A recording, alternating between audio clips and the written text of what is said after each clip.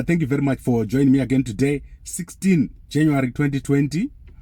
And today I want to give you a bit of detail around the meeting between General Chiwenga and the US ambassador in Zimbabwe, Brian Nichols. So this meeting happened yesterday. And as you know, General Chiwenga is acting president there in Zimbabwe. And Idi Mnangagwa, at that particular point, he was in Mozambique, where the new president who was re-elected, Filipe Nyusi, was getting inaugurated. So the meeting itself was very, very short. I think General Chiwenga met a number of ambassadors, including the ambassador of Nigeria. But what is interesting about the meeting with the US ambassador is that I got a call about it from some of my sources inside the government. So there are two particular issues that we discussed there during that meeting. And of course, there will be other issues that I don't know about. But the two issues that we discussed were the dialogue and the sanctions. So obviously, Zimbabwe is not moving forward. Everyone is looking for solutions. And I think when the US ambassador gets an opportunity to talk to people in Zimbabwe government, he tries to push for them to solve this problem that is in Zimbabwe that is affecting so many people. While at the same time, the guys in government try to push back and say remove the sanctions. With regards to the sanctions, the US ambassador gave a statement afterwards, and he says these guys know what they need to do to remove the SDR sanctions.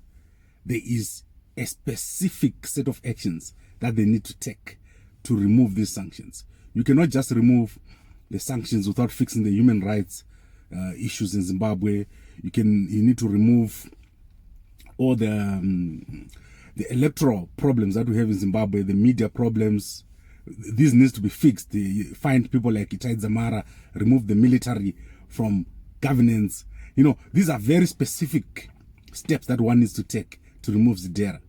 Whereas General Chiwenga would obviously have said, remove these sanctions so that we're able to do that. If you remove sanctions, our country will do better and we'll be able to do what we need to do to improve the livelihood of our people.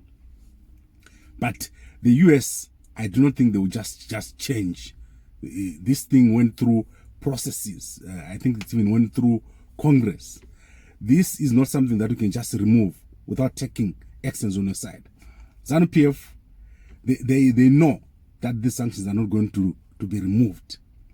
And I have a feeling that these ZANU-PF guys at the top, they actually want those sanctions to stay because it gives them an excuse. If things are not working, they can just say sanctions are the ones that are causing this. So that's the first issue. The second issue is the issue of dialogue. The US ambassador also gave a short statement on dialogue, and he says everyone wants to see an inclusive dialogue that will result in the end of the crisis in Zimbabwe. And this is where it gets very, very interesting, because after that meeting, I got a call from one of my sources in Zimbabwe government, and they said the ambassador was pushing for Nelson Chamisa to be included in POLAD. But when I looked at all the statements that he said outside, I did not see anywhere where the ambassador said Nelson Chamisa should be included in POLAD.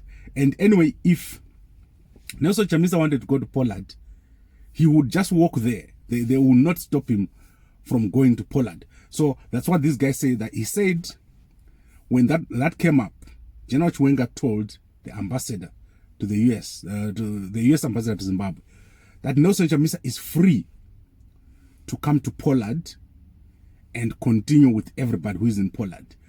So this gets very complicated. Did the US ambassador actually ask General Chiwenga for Nelson Chamisa to be allowed into POLAD, and without parameters, without a mediator? I doubt very much that this is true, because a dialogue like that won't result in any change. The situation will just continue. Elections won't make sense in Zimbabwe. I think the dialogue is very important. So I don't think it's true that the US ambassador asked General Chiwenga to allow Nelson Chamisa to come into Poland.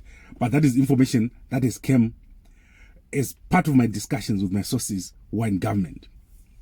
Another issue that came up was that the US ambassador came to General Chiwenga and was getting desperate because they are seeing that China is making inroads in Zimbabwe.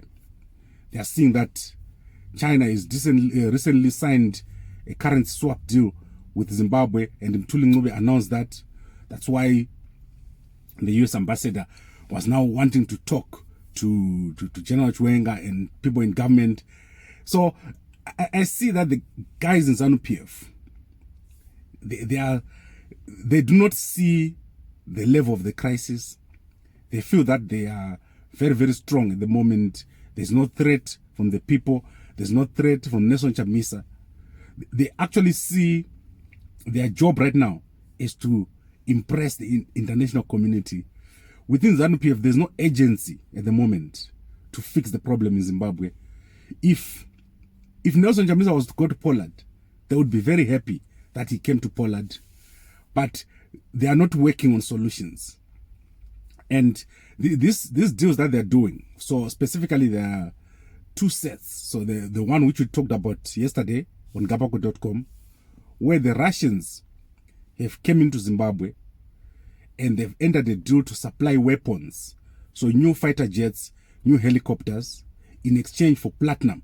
This deal is worth about $3 billion US.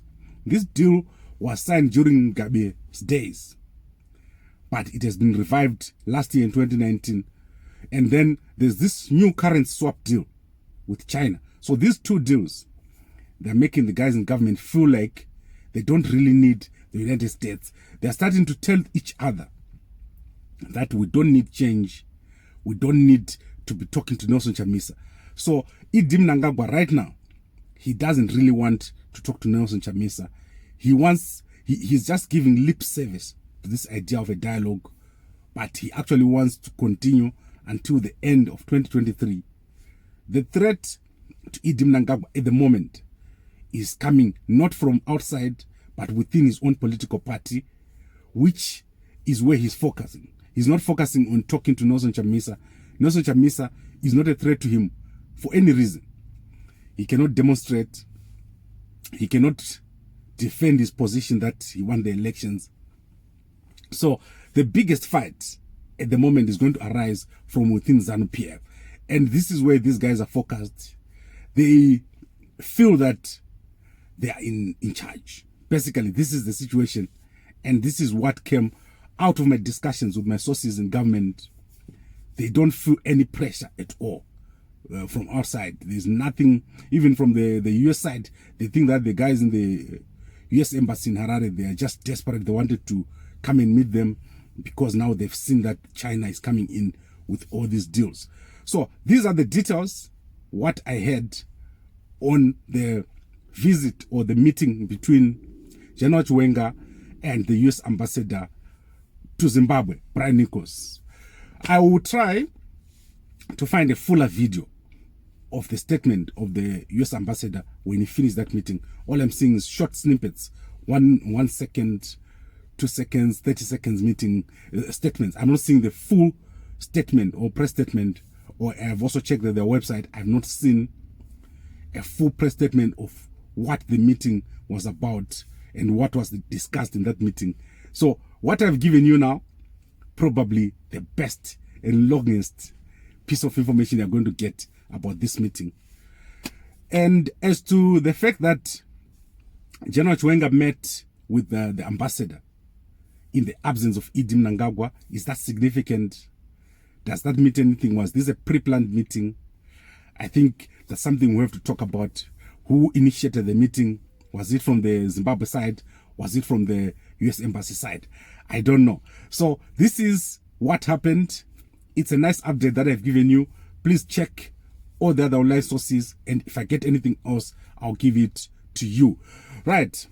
So Thank you very much for watching. And please, if you are receiving this on our WhatsApp platform, forward this to as many people as possible. My WhatsApp number has been hacked again.